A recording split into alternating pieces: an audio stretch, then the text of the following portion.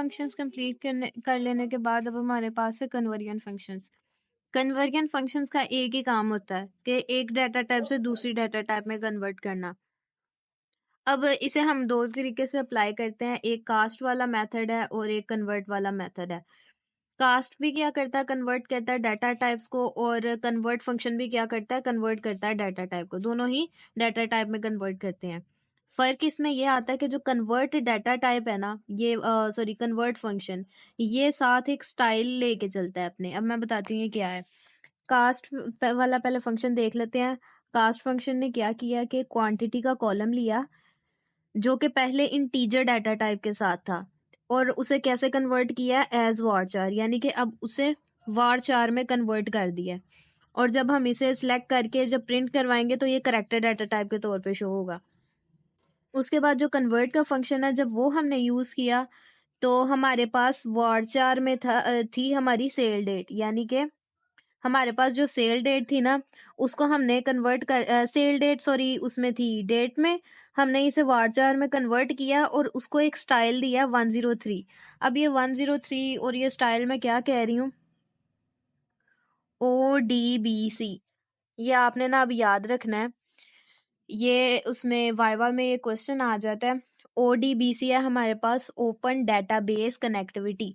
क्या है, open database connectivity. इसके अंदर ना डिफरेंट स्टाइल्स और फॉर्मेट होते हैं, style number 120, style number 130, style number 140, यानी कि हर एक डिजिट के अंदर, हर एक नंबर के अंदर डिफरेंट स्टाइल और डिफरेंट फॉर्मेट जो सा है ना वो सेव होता है।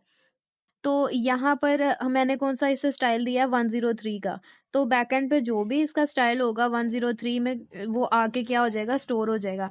हमारे केस में यहाँ पर जो इसका स्टाइल स्टोर हो रहा है ना, हम वो देखते हैं, तो वो ये है स्लैशेस के साथ ऐसे।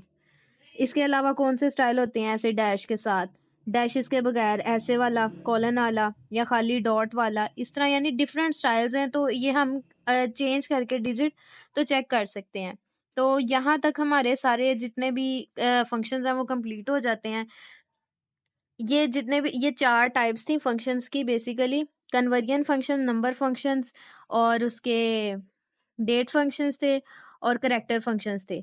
और इन सब के अंदर हमारे सिंगल रो फंक्शन और मल्टी रो फंक्शंस वो सारे कंप्लीट हो रहे हैं। आप देख सकते हैं कि सिंगल रो फंक्शंस भी थे, और अपर वाला, और ये लेंथ वगैरह वाला, और मल्टी रो फंक्शंस भी थे जैसे कि एवरेज और सम वगैरह वाले। तो ये सारे फंक्शंस करवाने का सिर्फ एक ही मकसद था कि आप एक दफ़ा इनकी इम्प्लीमेंटेशन भी देख लें। वैसे तो इनकी डेफिनेशंस जो सी हैं वो करवा दी थी, लेकिन यहाँ पर इन्हें एक दफ़ा रन करके इसलिए दिखाया ताकि आप लोगों को इनकी समझ आ जाए। अब आपने इनकी खुद प्रैक्टिस करनी है, जो फंक्शंस मैंने नहीं रन किए वो आपने खुद करके देखने हैं।